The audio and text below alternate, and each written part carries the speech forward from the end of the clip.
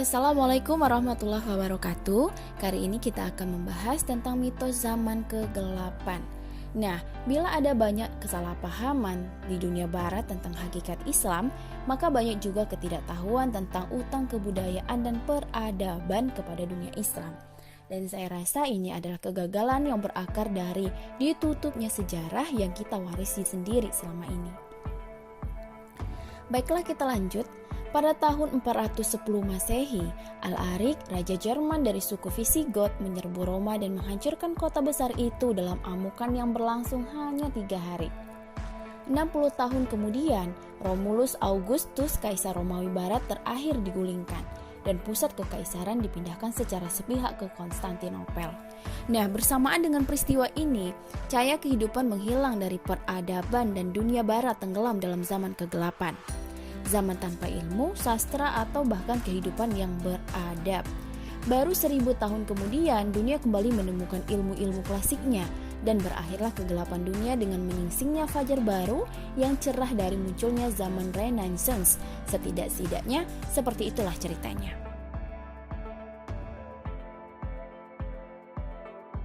Itulah mitos zaman kegelapan. Gagasan bahwa sejarah dan kemajuannya berhenti selama 1000 tahun setelah jatuhnya Roma. Masalahnya, mitos itu cuma mitos, tetapi mitos itu telah menjadi sedemikian hebatnya sehingga menyelewengkan pemahaman tentang perkembangan peradaban serta kemajuan sains dan pembelajaran. Kemajuan dalam pemahaman kita tentang dunia ini terjadi saat para ilmuwan menyerap pengetahuan terbaru dalam bidang seperti fisika atau biologi, kemudian memodifikasi dan mengembangkannya. Mereka bekerja seperti atlet lari estafet, menyerahkan tongkat pembelajaran dari satu ilmuwan ke ilmuwan lainnya. Sains modern yang dianggap sebagai mahkota peradaban barat modern meraih tempatnya setelah beberapa kali mengoper tongkat. Tongkat tersebut sampai di tangan ilmuwan Eropa dari para ilmuwan dunia non-barat. Para ilmuwan non-barat itu adalah termasuk mereka yang hidup di kebudayaan Islam dalam rentang waktu 800 tahun mulai dari abad ke-8 sampai abad ke-16.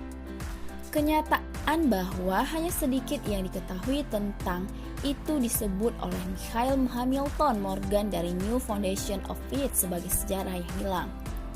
Sejarawan Jack Goody lebih lagi menyebutnya sebagai pencurian sejarah. Seakan-akan ingatan atas suatu peradaban dan sumbangannya terhadap khazanah pengetahuan telah dihapus dari kesadaran manusia. Tidak hanya di barat tetapi juga di dunia Islam. Sebagai keberhasilan para ilmuwan Islam telah dilupakan atau setidak-tidaknya diabaikan. Kecuali oleh beberapa spesialis yang tekun seperti Abdul Hamid Sabra, David King, Jamil Rajab, dan George Saliba dari Harvard University. Dalam pendidikan sains di Inggris, sampai baru-baru ini, sejarah kemajuan sains cenderung meloncat dari zaman klasik Euclides, Aristoteles, dan Archimedes langsung ke kelahiran zaman sains abad ke-16 dan ke-17 di Eropa beserta pengakuan kecil, kalaupun ada, terhadap sains Islam yang hebat di antara kedua zaman itu. Dalam beberapa versi sejarah, zaman kegelapan berakhir begitu saja, dan kemajuan sains dimulai begitu saja, dengan munculnya konflik terkenal pada awal abad ke-17 di mana Galileo menentang gereja Katolik dengan pernyataan bahwa bumi bergerak mengelilingi matahari. Nah, saat dunia pada akhirnya mengakui kebenaran Galileo, hal itu disajikan sebagai kemenangan cahaya nalar atas tahayul yang mengubah dunia. Dan sejak abad ke-17, para ilmuwan Eropa Barat berlomba-lomba membuka berbagai rahasia dunia. William Harvey menemukan peredaran darah, Isaac Newton merintis penelitian fisika, Robert Boyle mempelopori penelitian di bidang kimia, Michael Faraday di bidang listrik, dan seterusnya. Dan akhirnya kita melangkah maju ke zaman nalar dan kemajuan dramatis sains modern.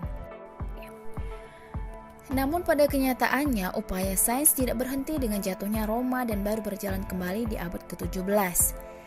Sebenarnya penelitian terbaru mulai mengungkapkan bagaimana kekosongan selama 800 tahun, lalu diisi oleh penjelajahan sains yang sangat bernas oleh Islam zaman pertengahan dan bagaimana pengaruhnya bagi pemikiran sains barat. Sebagai contoh, Ahli fisika yang tinggal di Kairo bernama Ibnu Al-Nafis telah menemukan sirkulasi paru-paru, peredaran darah melalui paru-paru pada abad ke-13. Insinyur Andalusia Abbas bin Firnas telah menemukan teori penerbangan dan diyakini telah melakukan percobaan terbang yang sukses 6 abad sebelum Leonardo menciptakan nitopternya yang terkenal. Dan di Kufah, Irak, Jabir bin Hayyan dilatinkan menjadi Jerbi adalah salah seorang yang meletakkan dasar-dasar ilmu kimia sekitar 900 sebelum Boyle. Nah, selain itu, beberapa peneliti saat ini menunjukkan bahwa beberapa pelopor hebat dalam sains modern telah meneruskan hasil kerja para ilmuwan zaman Islam. Menunjukkan dalam bukunya Islamic Science and the Making of the European Renaissance sebagaimana ahli astronomi Polandia Nicholas Copernicus menggunakan hasil karya ahli astronomi Islam sebagai dasar dari penemuan barunya pada tahun 1514 bahwa bumi mengelilingi matahari. Ahli sejarah matematika juga telah menunjukkan bahwa aljabar, cabang ilmu matematika yang memungkinkan para ilmuwan menghitung jumlah yang belum diketahui, telah dikembangkan di Baghdad pada abad ke-9 oleh Musa al-Khawarizmi.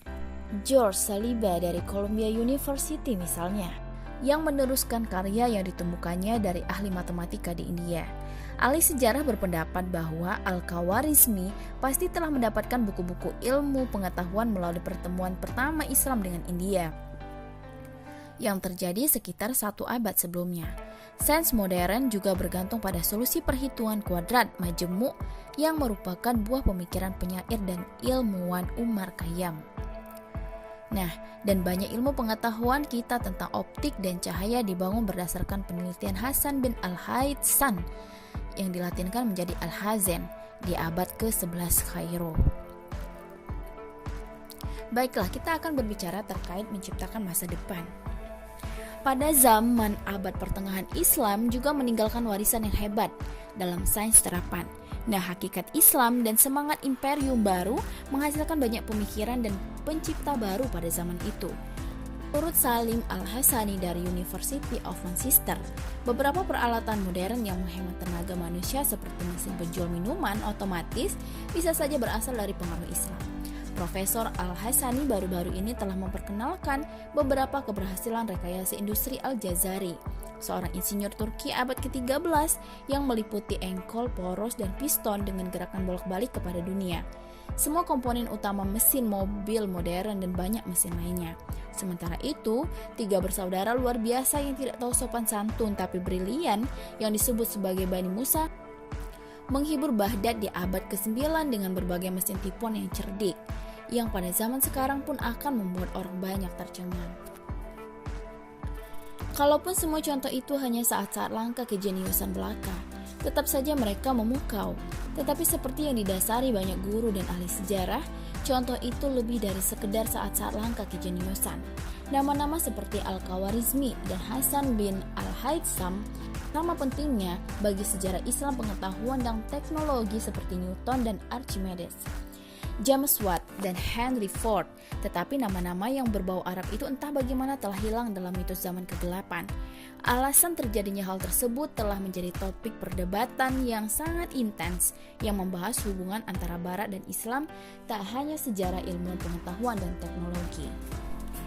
Pemikiran bahwa dunia Renaissance muncul dari masa kegelapan bisa ditelusuri ke setidaknya tahun 1330-an.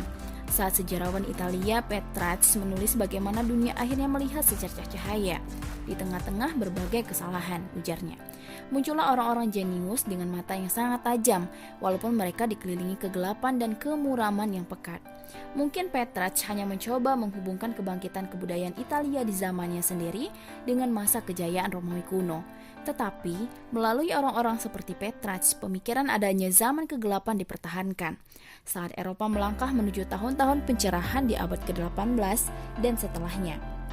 Dan dengan gagasan itu, mencapai puncaknya menjadi istilah yang sah saat sejumlah negara seperti Inggris, Belanda, dan Portugal mendatangkan agama Kristen dan pemerintahan kolonial ke benua Afrika dan Asia. Nah, pada saat itu, zaman kegelapan telah dipandang sebagai saat kejatuhan ke dalam kebodohan yang dalam. penuh dengan omong kosong seperti yang telah dicemooh Gibbon dalam bukunya Decline and Fall. Mungkin bukan kebetulan belaka kalau gambaran negatif zaman kegelapan akhirnya mulai hancur bersamaan dengan runtuhnya pemerintahan kolonial. Banyak ahli sejarah barat kini merasa malu dengan penyelewengan sejarah yang disebabkan oleh pemikiran itu. Dan saat mereka membicarakan tentang zaman kegelapan, istilah itu kini digunakan dalam konotasi yang tidak begitu merendahkan lagi. Tentang berbagai periode yang sampai saat ini masih tidak begitu diketahui karena kurangnya bukti tertulis tentang zaman itu. Sungguh sulit bagi mereka melihat bagaimana zaman yang menghasilkan Book of Kells, cendekiawan seperti Alcuin dan Bede, dan sedemikian banyaknya gereja yang biara yang hebat bisa dilihat sebagai zaman kebodohan yang lama. Namun yang lebih penting lagi, gelombang penelitian arkeologi dan teks kini muncul membentuk gambar yang lebih kaya dan lengkap akan kehidupan di Eropa Barat di abad-abad setelah jatuhnya Roma, dan bahkan pemikiran zaman kegelapan adalah zaman yang tidak bisa dipelajari dalam sejarah Barat mulai sirna. Nah, tetapi tentu saja efek penyelewengan paling hebat dalam mitos zaman kegelapan adalah bagaimana mitos tersebut telah mengesampingkan paling tidak dalam pemikiran banyak orang sejarah dunia di Eropa Barat, dan jelas-jelas tak menghiraukan kenyataan bahwa pembelajaran telah bergeser ke timur, tidak hilang seluruhnya. Pertama-tama, mitos zaman kegelapan sepertinya telah menutup mata terhadap kenyataan bahwa kekaisaran Romawi tidak berakhir oleh jatuhnya Roma, tetapi telah memindahkan pusat pemerintahannya ke Bizantium. Seperti yang juga ditunjukkan hasil penelitian ahli sejarah Judith Herring dari King's College di London, bahwa kita baru saja mulai sadar pada kenyataan bahwa kehidupan kebudayaan yang kaya hadir di Bizantium selama masa-masa kegelapan. Dan kalau Bizantium Kristen disisihkan begitu saja, sama saja dengan mengabaikan atas berbagai keberhasilan pada awal Islam. Mitos zaman kegelapan terbukti demikian hebatnya sehingga bahkan dalam beberapa lingkungan akademis, hal terbaik yang bisa ditarik dari sains Islam adalah ilmuwan Islam telah menyelamatkan buku-buku klasik Yunani yang hebat sehingga Eropa bisa menemukannya kembali di zaman Renaissance, seakan-akan mengambilnya dari lubang yang telah ditutup selama 1000 tahun. Diasumsikan bahwa dengan digalinya harta karun kuno itu, Islam tidak lagi dibutuhkan dan hanya Eropa saja yang menunjukkan kemajuan. Baiklah, kita akan bahas berbagai bayangan yang melencengkan.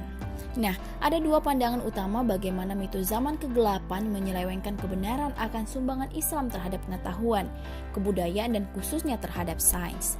Pandangan pertama adalah pemikiran bahwa para cendekiawan Islam bertindak sebagai sekadar penjaga atas karya klasik besar sains dan hanya sedikit menambahkan kemajuan pengetahuan manusia. Kesalahan pandangan itu akan menjadi jelas beberapa saat lagi, tetapi hal itu telah muncul pandangan bahwa sains zaman abad pertengahan Islam tidak lebih dari proyek penerjemahan.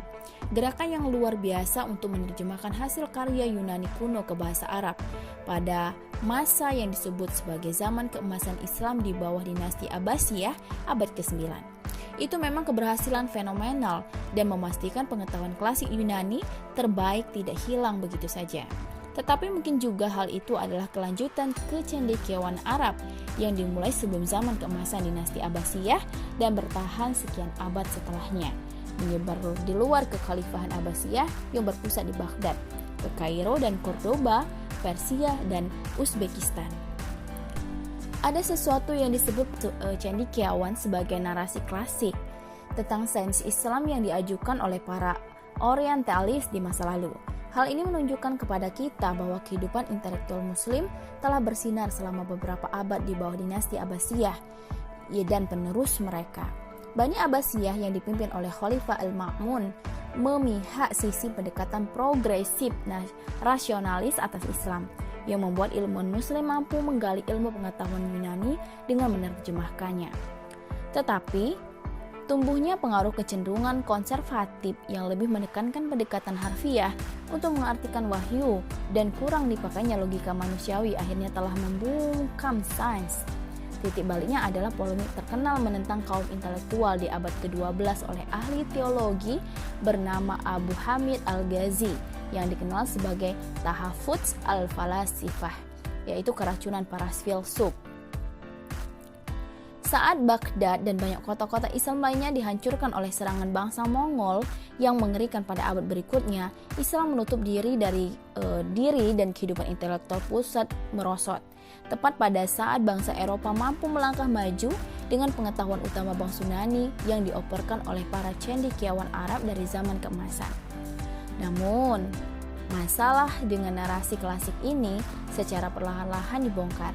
Perdebatan filosofis antara mereka yang disebut sebagai rasionalis dan literalis telah dilebih-lebihkan dari yang sesungguhnya terjadi, dan pemikiran bahwa sains Islam telah berakhir setelah Al-Ghazali atau bahkan serangan Mongol saat ini disadari sebagai kesalahan besar. Beberapa pemikiran hebat era Islam seperti Al-Jazari, Ibnu Al-Nafis, dan astronom Nasir al-Dina al-Subi meneruskan tradisi itu sejauh setelah kebangkitan awal zaman Renaissance Eropa. Baiklah, sekarang kita akan bercerita terkait Islam itu di Barat. Nah, penyelewengan kedua yang diciptakan dari mitos zaman kegelapan adalah kecenderungan sedikitnya atau tidak positifnya hubungan antara Barat dan Islam, dan sedemikian kecilnya pertukaran pemikiran kecuali pewarisan buku-buku klasik Yunani sebelum zaman Renaissance. Nah, sehingga tidak diragukan lagi bahwa sejarah perang salib dan kesalahpahaman antara negara-negara Barat dan Islam hari ini mendukung kembalinya kesan bahwa hubungan yang saling menguntungkan antara Islam dan Barat pada zaman itu sangat kecil. Dan kemungkinan besar banyak ilmuwan zaman Renaissance meremehkan atau bahkan menyembunyikan hubungan mereka dengan Timur Tengah, baik untuk alasan politis ataupun agama. Istilah adanya zaman kegelapan telah mendukung kesan pemisahan. Bagaimana mungkin ada hubungan antara peradaban Islam dengan bangsa Eropa yang hilang dalam kegelapan yang tidak beradab? Namun, banyak penelitian sains dan arkeologi menentang asumsi tersebut. Saat ini sepertinya mungkin ada hubungan yang cukup besar antara Islam dan Barat, bahkan sejak abad ke-7 dalam artian tertentu menyebutkan dunia Islam dan dunia Barat adalah hal yang keliru. Seperti yang sering diucapkan banyak orang, yang lebih akurat adalah mengatakan bahwa keduanya bagian yang berbeda dalam dunia yang sama. Perlu diketahui, para saudagar berbahasa Arab sepertinya telah berdagang di seluruh Eropa Barat pada zaman itu, menyediakan barang-barang mewah seperti gula, karpet, dan sutra untuk orang-orang kaya. Uang logam dinar emas dengan tulisan Arab telah ditemukan di seluruh Eropa mulai dari abad ke-8 sampai 10. Salah satu temuan yang paling luar biasa di Inggris adalah uang logam emas dari zaman Raja Mercia bernama Offa yang membangun Offa's Dyke yang terkenal sekitar tahun 773 sampai 96 Masehi. Uang logam ini sekarang terdapat di British Museum di London, mirip dengan uang dinar yang dibuat oleh Khalifah dinasti Abbasiyah Al-Mansur di Baghdad di tahun 773 sampai dengan 4 Masehi. Dengan pengecualian di tengah-tengah kata-kata Arab yang berarti tiada Tuhan selain Allah, terdapat tulisan dalam huruf Latin kapital yaitu Ova Rex. Beberapa ilmuwan yang sangat meyakini bahwa ini adalah bukti Offa telah memeluk agama Islam. Sama besar kemungkinannya Offa telah meniru uang logam berikut tulisan Arabnya untuk menunjukkan membeli barang-barang dari para saudagar dari Arab, sebuah contoh awal pemikiran mata uang tunggal antar bangsa. Pada saat yang bersamaan, di seberang Selat Inggris, penguasa Frank Carrel yang agung mencetak uang logam perak denarius yang sudah jelas meniru uang dinar Arab. Dia juga sangat tertarik dengan barang-barang mewah dari timur. Memang Carrel yang agung saat itu saling bertukaran hadiah dan surat dengan Harun ar-Rasyid dari Baghdad. Khalifah yang terkenal dalam kisah 1001 Malam tahun 801 Masehi, Harun telah mengirimkan seekor gajah bernama Abdul Abbas kepada Carrel yang agung yang diyakini telah menimbulkan kegemparan di jalanan. Aix-la-Chapelle, sang khalifah juga telah mengirimkan gading berukir, nampan, kendi emas, papan catur, tenda, tempat lilin kuning, dan jam air yang telah mengejutkan semua orang yang melihatnya dan mendengarnya berdentang setiap jam. Nah, selain itu, penelitian dari berbagai ilmuwan seperti Nabil Matar dari University of London menunjukkan adanya hubungan yang luas dan berkesinambungan antara Islam dan Kristen Eropa selama awal dan akhir abad pertengahan dalam berbagai cara yang berbeda. Selain saudagar dan penghibur yang mengembara di tanah Eropa, ada pertukaran pemikiran dan barang di setiap tingkatan di berbagai tempat di mana dunia Islam dan Eropa menjadi satu, di Spanyol, di Sisilia, dan di Prancis Selatan, belum lagi melalui Bizantium. Sudah kita ketahui bahwa kopi berasal dari timur. Menurut salah satu teori, kopi ditemukan setelah seorang penggembala kambing di Yaman atau di Ethiopia menyaksikan bagaimana kambing-kambingnya menjadi sangat aktif setelah memakan biji-biji kopi. Anda mungkin tahu bahwa gula yang memberi rasa manis pada kopi berasal dari tempat ini juga. Memang banyak kenikmatan yang kita dapatkan sehari-harinya ditemukan di dunia Islam, tetapi sejarahnya tidak kita ketahui atau tidak diketahui banyak orang. Nah, sebagai contohnya kita menilai taman sebagai tempat beristirahat dan bukan tempat untuk menanam sayuran atau tanaman buah. Taman berasal dari Persia sejak awal. Muslim di mana saja membuat taman yang memberikan bayangan tentang taman surgawi di masa yang akan datang, ujar ahli sejarah A.M. Watson di dalam bukunya Agricultural Innovation in the Early Islamic World. Daftar kota-kota Islam yang memiliki taman-taman yang besar memang sangat panjang. Toledo di zaman Islam memiliki taman botani terbesar pertama di Eropa di abad ke-11. Banyak bunga tradisional yang menghiasi taman-taman di Inggris sudah ada di dunia Islam. Bunga tulip, anyelir, iris, dan tentu saja bunga khas Inggris yaitu mawar. Begitu pula berbagai macam hiasan yang didapatkan dalam sebuah taman seperti air mancur dan pergola, rumah kaca dan panggung, belum lagi labirin dan penghalang sinar matahari. Nah, sekarang mari kita bergerak ke dalam rumah. Dan Anda mungkin akan berjalan menyeberangi karpet untuk bermain catur. Keduanya juga telah digunakan dalam dunia Islam awal. Karpet dari dunia Islam telah diimpor sebagai barang mewah selama berabad-abad. Lama sebelum revolusi industri di abad ke-18 menjadikan pembuatan karpet jadi lebih murah di Eropa. Catur dikembangkan dan dimainkan di India datang ke Eropa pada awal abad ke-9 melalui Persia dan Spanyol berbahasa Arab dan melalui rute perdagangan Viking di Asia Tengah. Istilah skakmat mirip dengan istilah sahmat dalam bahasa Farsi yang berarti sang raja telah dikalahkan. Bahkan banyak aspek keyakinan dan kebudayaan barat yang lebih dalam telah dimiliki oleh mereka yang hidup di dunia Islam kuno. Lengkungan di katedral, menara gereja dalam arsitektur Kristen juga dapat dilihat di banyak masjid. Kaca patri juga digunakan di zaman Islam. Begitu pula dengan notasi musik, do, re, mi, fa, sol, la, si, do. Begitu pula dengan lembaga-lembaga umum bisa ditemukan di dunia abad pertengahan Islam, termasuk rumah sakit umum dan perpustakaan. Pengobatan oleh Abu Ali al-Husain bin Abdullah ibnu Sina menjadi sistem pengobatan dasar Eropa sampai penemuan teori kuman. Nah, kebudayaan Islam dipelihara dan masih berlangsung sampai saat ini. Tradisi lagu cinta, sajak, dan sastra romantis yang kaya dalam beberapa di antaranya tidak dilakukan lagi, telah menyeberang dan bersintesis dengan tradisi literatur Eropa. Tradisi ini juga melingkupi pemikiran cinta yang berakhir dalam kesedihan. Contoh paling awal adalah kisah cinta dari abad ke-7, Laila dan Majnun, dan sedemikian banyak variasinya termasuk tentu saja Romeo and Juliet. Semua ini sepertinya tidak memiliki hubungan langsung dengan sains, tetapi hubungannya sangatlah penting. Begitu Anda mulai menghargai lingkup banyak hubungan antara kebudayaan Islam dan Eropa.